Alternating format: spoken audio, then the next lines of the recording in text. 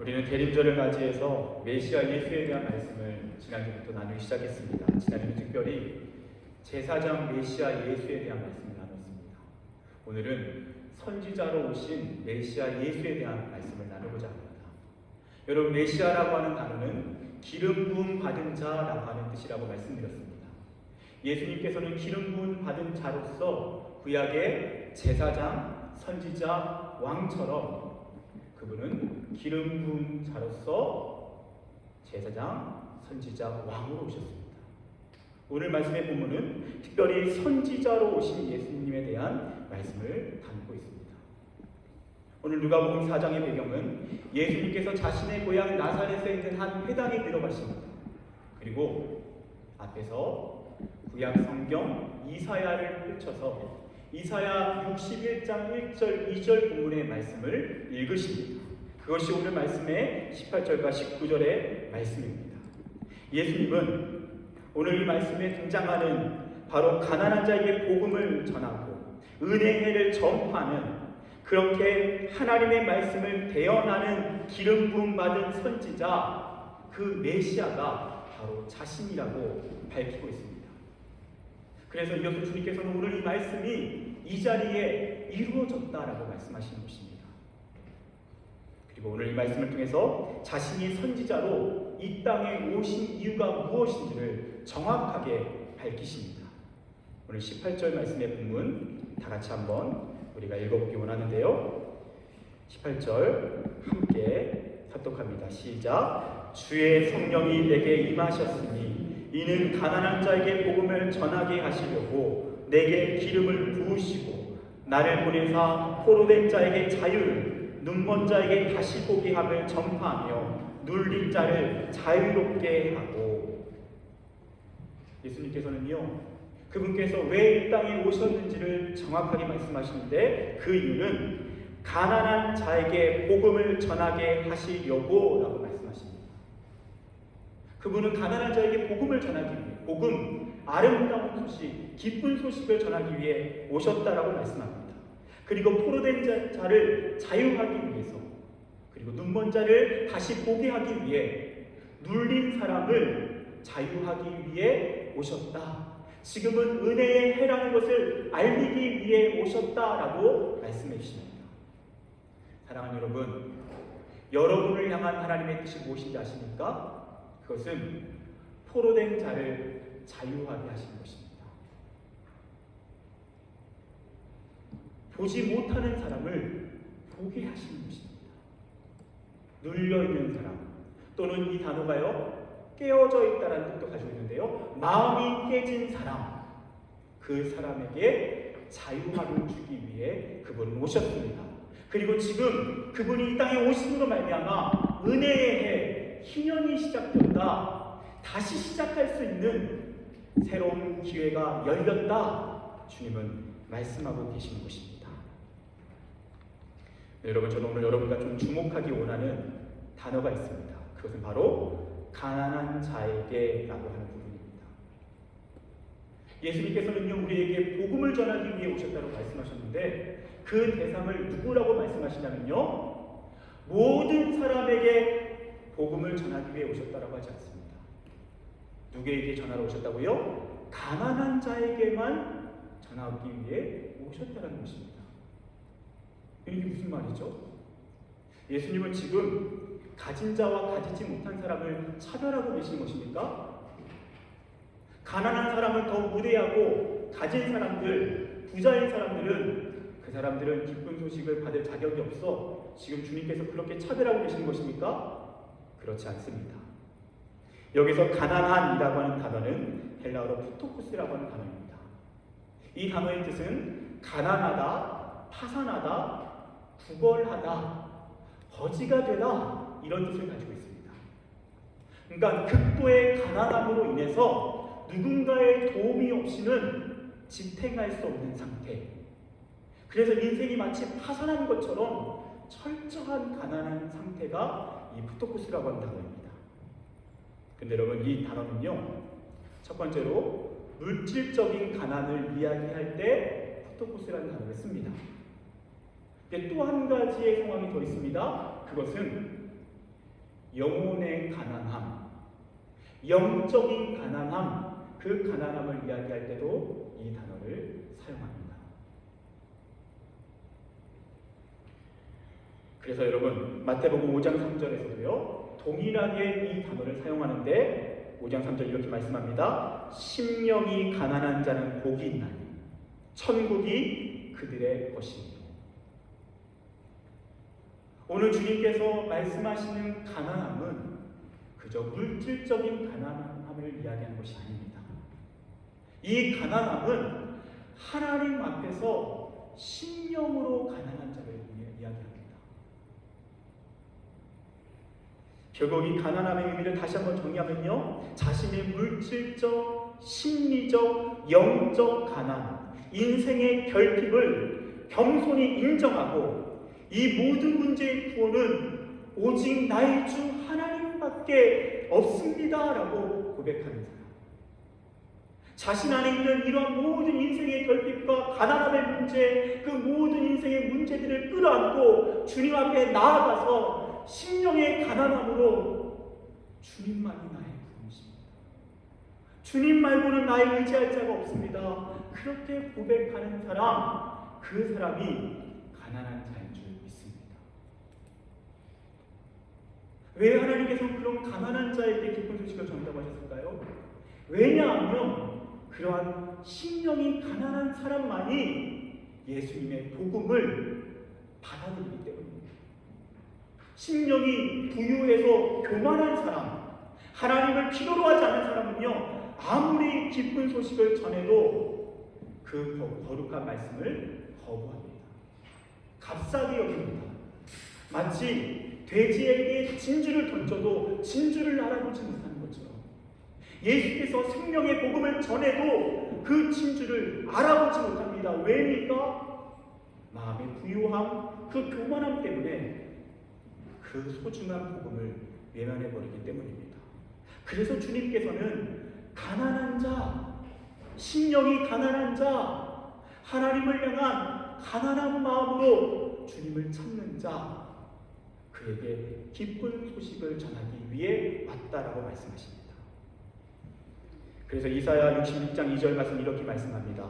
무릇 마음이 가난하고 심령에 통회하며 내 말을 듣고 떠는 자, 그 사람은 내가 돌보려니와. 주님께서는요, 가난한 마음으로 하나님 앞에 나와 주님 앞에 떠는 자, 주님을 간절히 찾는 그 간절함 때문에 온몸을 떨며 주님을 갈구하는 자, 그 사람에게 특별한 돌보심으로 함께 하시겠다고 말씀하십니다. 저는 여러분에게 렘브란트라고 하는 한 사람을 소개시켜드리고 싶습니다. 여러분 많은 분들이 잘 아시는 화가 있죠. 17세기 바로크 시대에 이 바로크 시대의 화가로서 거장으로 널리 알려진 렘브란트라고 하는 화가입니다. 빛의 마술사라고도 하고요, 네덜란드 황금 시대를 연 화가이기도 합니다. 여러분 이 화가는요, 어린 시절부터 천재로 불려졌습니다. 어렸을 때부터 뛰어난 재능을 두각을 나타내면서요, 천재로서 승승장구했습니다. 나중에는 명문가의 미녀 사스키아와 결혼해서 부와 명예와 모든 성공을 거두게 되었습니다. 젊은 시절에요, 마치 세상을 다 가진 사람처럼 온갖 사치와 향락과 방탕한 삶을 즐겼습니다. 그런데 한순간에 그의 작품이 하나의 스캔들에 휘말리면서 그때부터 화가로서의 삶이 올라가기 시작합니다. 그에게 주어졌던 부와 명예가 한순간에 사라집니다. 그야말로 파산해버리고 합니다. 더 안타까운 것은요, 곧 얼마 후에 엎친 데 덮친 격으로 첫째 아이가 죽게 됩니다. 2년 후에는요, 둘째 아이도 죽습니다. 여러분 또 이런 일이 있을까요? 또 2년 후에 셋째 아이까지도 세상을 떠납니다. 더 충격적인 것은 또 2년 후에 그의 사랑하는 아내 사스키아마저 세상을 떠납니다. 그 이후에 그의 삶은요, 그야말로 가난입니다. 파산한 인생을 돌이킬 수 없이 비참하게 살다가 1666년에 그 가난 때문에 굶어 죽었다라고 알려지고 있습니다. 이런 롤러코스터 같은 삶을 살았던 렘브란트의 인생의 마지막 유작은 무엇입니까? 오늘 화면을 통해서 한번 보겠습니다. 오늘 주보의 그림이기도 하고요. 렘브란트의 마지막 유작은 바로 사진에 보이는 돌아온 탕자입니다.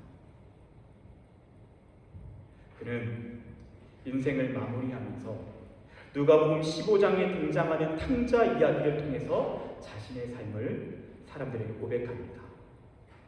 여기에 그림에 보이는 무릎 꿇어 아버지 품에 안겨있는 탕자가 렘브란트 자신입니다. 렘브란트는 늘 작품 속에 자신을 집어넣어서 자신의 삶을 드러냈었죠. 이 탕자로서의 자신의 모습을 사람들에게 고백하고 있는 것입니다. 탕주는 하나님 앞에, 하나님 아버지 앞에 무릎 꿇고 있습니다. 근데 여기서 한 가지 우리가 좀 주목해 봐야 될 점 중에 하나는요, 탕자의 오른쪽 허리춤에 뭐가 보이십니까? 뭐가 보이죠? 잘 보이시나요? 단검이 보이실 것입니다. 여러분, 탕자가 단검을 차고 있다는 것이 조금 신기하게 느껴지지 않습니까? 여러분, 단검은요, 그 사람의 신분을 상징합니다. 물론 위험한 상황에서 강도를 만나거나 할 때 자신을 보호하기 위한 도구로 사용했지만 신분을 나타내는 것이 단검이었습니다. 내가 누구 아버지의 아들이다라는 신분을 나타냅니다. 렘브란트는요, 이 단검을 차고 있는 탕자의 모습 속에서 자신이 어떤 삶을 살았는지 이야기합니다. 하나님, 저는 하나님을 떠나 있었습니다.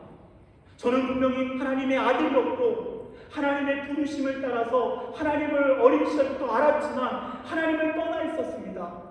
마치 이 탕자처럼 먼 곳에서 향락을 즐기며 세상의 성공에 취해서 하나님을 멀리했습니다. 그런데 하나님, 저는 한 번도 이 단검을 풀어놓지 않았습니다. 저는 하나님의 아들입니다. 하나님 나의 아버지시고 나는 아버지의 아들입니다. 사랑하는 여러분, 혹시 이 자리에 하나님과 멀어져 있는 분들 계십니까? 영적인 방황을 경험하고 있는 분들이 있습니까? 여러분, 방황해도 좋습니다. 하지만 한 가지를 꼭 기억하십시오. 여러분은 하나님의 자녀입니다. 여러분이 예수 그리스도 안에서 그 주님을 영접한 삶이라면 여러분 기억하십시오. 여러분 하나님의 아들이고 하나님의 딸입니다. 렘브란트는 그 아버지 품에 안겨서 고백하고 있는 것입니다. 나는 방황했고 당신을 떠나 있었고 당신을 외면했지만 나는 당신의 아들이었습니다.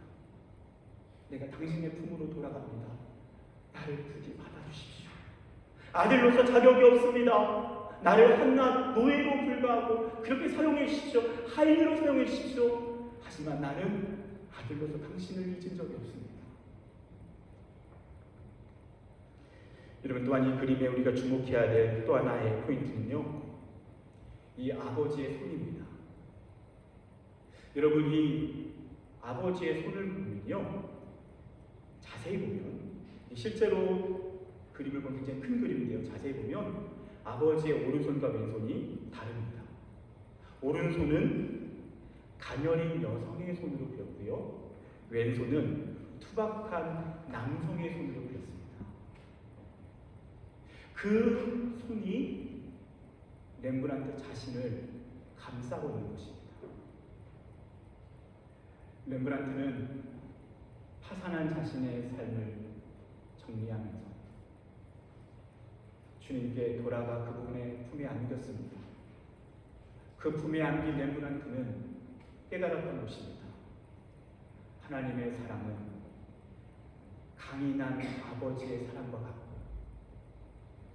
그 하나님의 사랑은 따뜻한 어머니의 사랑과 같다는 것을, 그 변함없는 아버지와 어머니의 사랑이 하나님의 사랑이라는 것을 고백하고 있는 것입니다.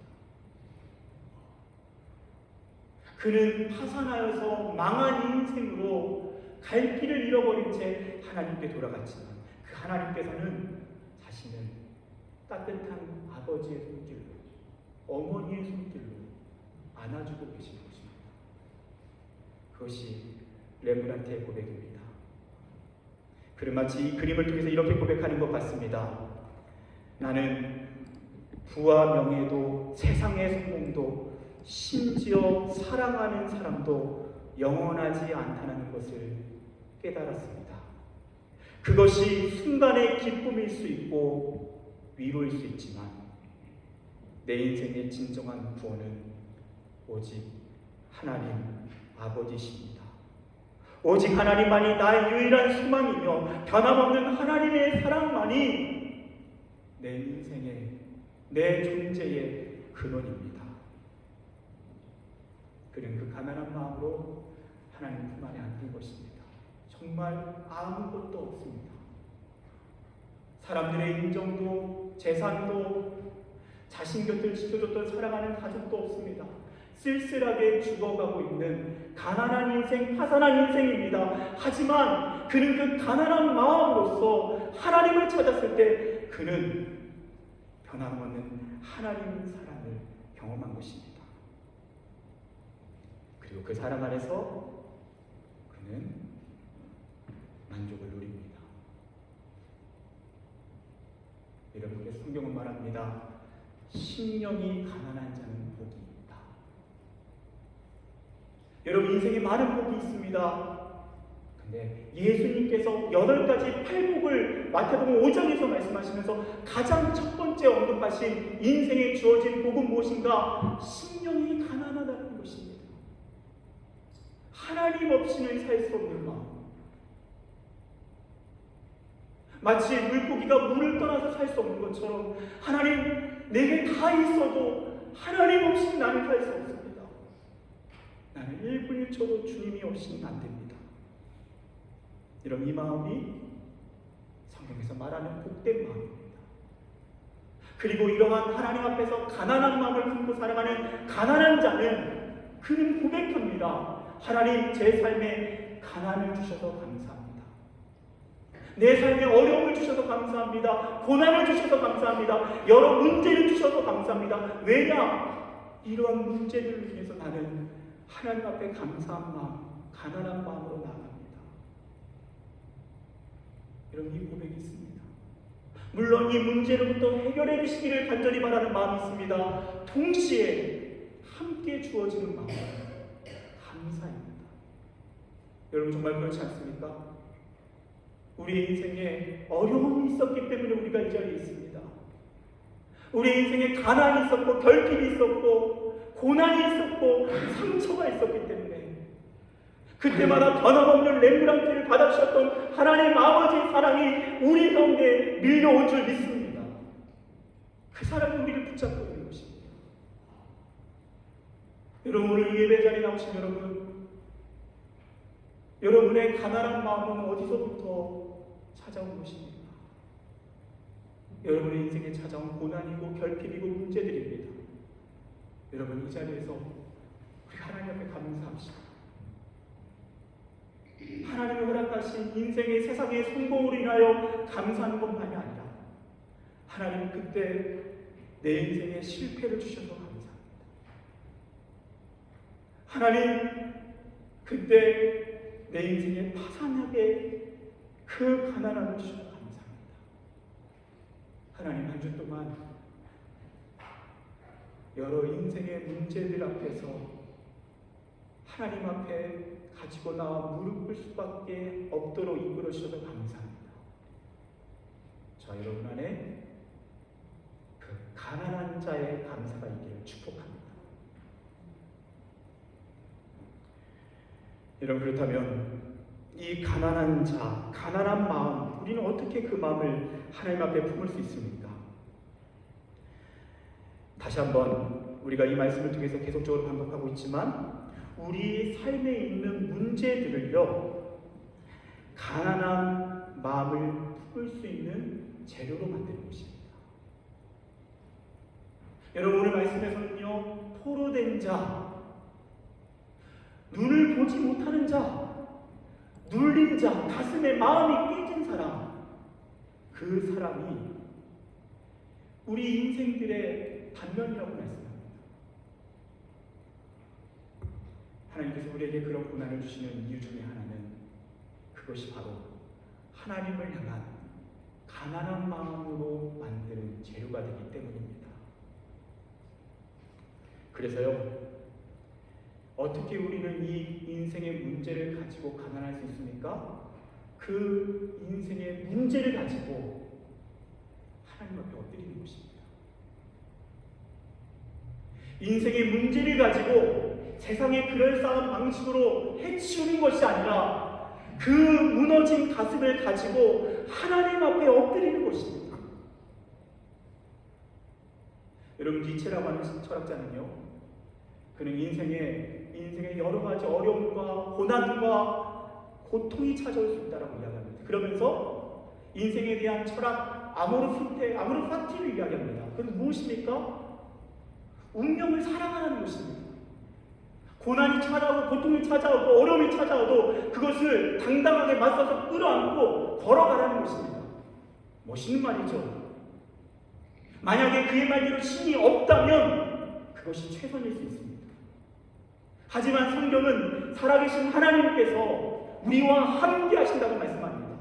그래서 그렇게 버거운 인생을 굳이 아모르 파티 스스로에게 자기 암시하면서 그렇게 살아가는 것이 아니라 너의 존재의 근원, 너를 기다리신 아버지, 그 아버지 앞에 그 문제를 가지고 나오라는 것입니다. 그리고 그 아버지의 품 안에서 안식을 누리며 본래 너의 인생의 가장 큰 만족의 그 근원을 발견하는 것입니다. 그렇게 하나님 앞에 문제를 가지고 나와 하나님 앞에 엎드릴 때 이 문제뿐만 아니라 내 인생의 진정한 만족과 구원이 하나님밖에 없습니다라고 고백할 때 그 인생의 가난한 마음은 풍성해지는 것입니다. 그렇기 때문에요, 하나님 앞에서 가난한 사람은 인생의 모든 문제가 축복이 됩니다. 포로된 것도 축복이고요, 눈먼 상태도 축복입니다. 눌린 마음, 깨진 마음도 축복입니다. 왜입니까? 이 문제를 통해서 심령은 더욱 가난해집니다. 더 간절하게 하나님을 찾게 됩니다. 그리고 더 하나님을 깊이 경험합니다. 그리고 더 놀라운 하나님과의 간증들이 그 삶을 채우게 되는 것입니다. 하나님과의 아름다운 추억이, 그 놀라운 은총이 그 삶에 가득 흐르게 되는 것입니다. 그래서 심령이 가난한 자는 복이 있나니 천국이 그들의 것이며 그 가난한 심령을 통해서 천국을 누리게 됩니다. 이 땅에서는 천국의 한 조각, 그 영원한 기쁨을 미리 순간순간 맛보는 영광을 누립니다. 이 세상과 이별하는 날에는 영원한 하나님의 나라가 영원히 우리 삶 가운데 밀려들어오는 그 영광을 맞이하게 되는 것입니다. 그렇기 때문에 가난한 사람, 심령이 가난한 사람은 문제도 복입니다. 제 친구 목사의 간증을 나누고 싶습니다. 20대 초반에 제가 가까이서 이 친구를 봤는데요, 정말 뜨겁게 한 여자를 사랑하게 됩니다. 열렬히 그 사랑을 고백해서 나중에는 이 여인과 순수한 사랑에 빠지게 됩니다. 정말 자신의 모든 것을 내어주면서 자신의 모든 것을 다 바치며 사랑합니다. 행복한 나날이 펼쳐집니다. 얼마나 행복해 보이는지 모릅니다. 학교에서 CC로서 이렇게 행복한 데이트를 즐기고 그렇게 많은 사람들에게 부러움을 샀던 그런 커플입니다. 그런데 어느 날 그 친구에게 가장 또한 친한 친구가 있었습니다. 친한 친구가 있다 보니까 자연스럽게 세 사람이서 어울려서 그렇게 데이트도 하고 재밌는 시간을 보냈습니다. 그런데 비극적인 일이 발생했습니다. 자신의 여자친구와 자신의 가장 친한 친구가 눈이 맞아서 바람을 피게 된 것입니다. 정말 이 친구의 모습이요, 약간 정신을 잃은 사람의 모습이었습니다. 세상을 다 잃어버린 사람의 모습이었습니다. 그 안에 일어나는 분노와 상처를 막 주체하지 못하는 그런 상태였습니다. 정말 다행이었던 것은 그 친구가 그 인생의 거대한 문제를 안고 처음으로 십자가 앞에 엎드렸다는 것입니다. 모태신앙이었습니다. 아버지 목사님이었습니다. 근데 한 번도 하나님 앞에 자신의 모든 인생의 문제를 가지고 엎드린 적이 없었습니다. 처음으로 엎드렸고 그 자리에서 하나님 앞에 부르짖었습니다. 사랑하는 여자도 나를 버렸고 가장 친한 친구도 나를 버렸다고, 하나님 당신마저 나를 버린다면 나는 살 수가 없다.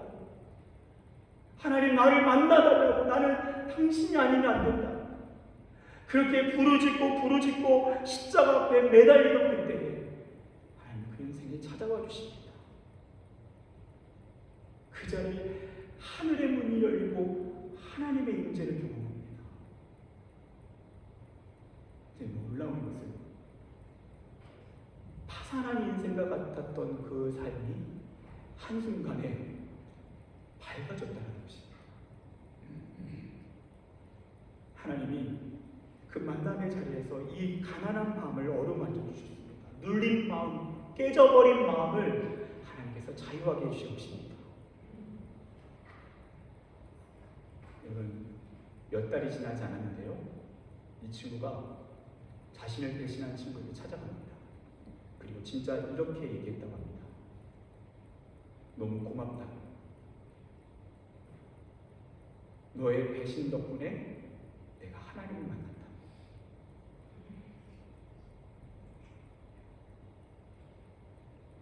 진심이라고.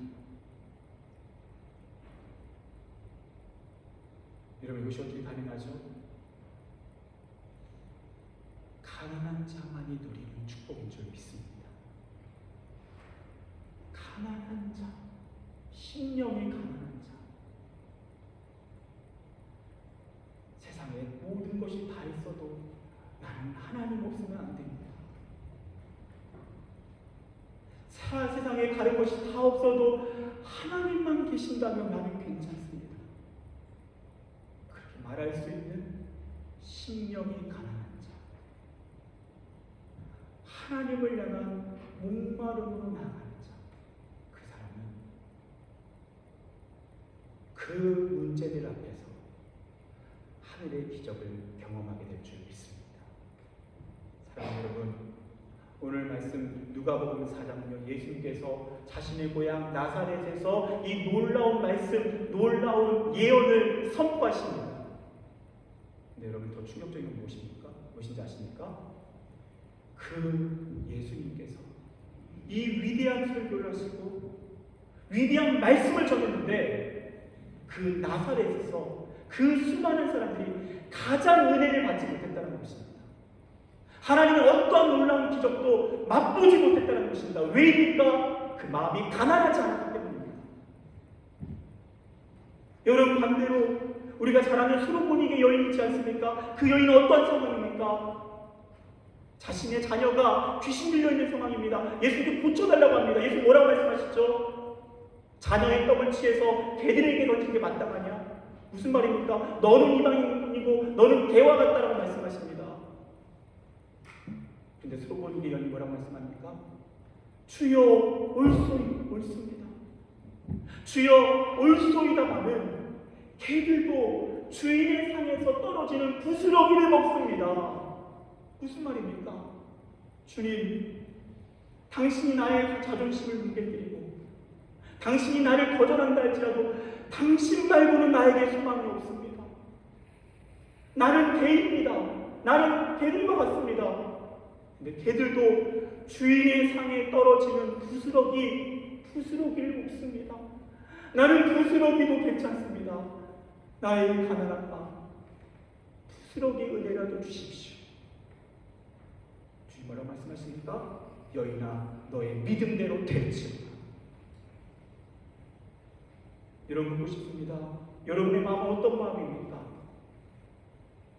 나사렛의 사람들의 마음입니까? 아니면 솔로몬의 여인과 같은 마음입니까? 저와 여러분의 마음이 가난한 자가 될 수 있기를 축복합니다. 그래서 오늘 이 말씀에 가난한 자에게 선포하신 기쁜 소식, 포로된 자가 자유함을 얻고 눈먼 자가 눈을 뜨게 되고 눌린 자가 자유함을 얻는 그 은혜의 해가 시작되었음을 누리는 그 가난한 자의 축복을 누리는 저와 여러분 되시기를 진심으로 축원합니다. 기도하겠습니다.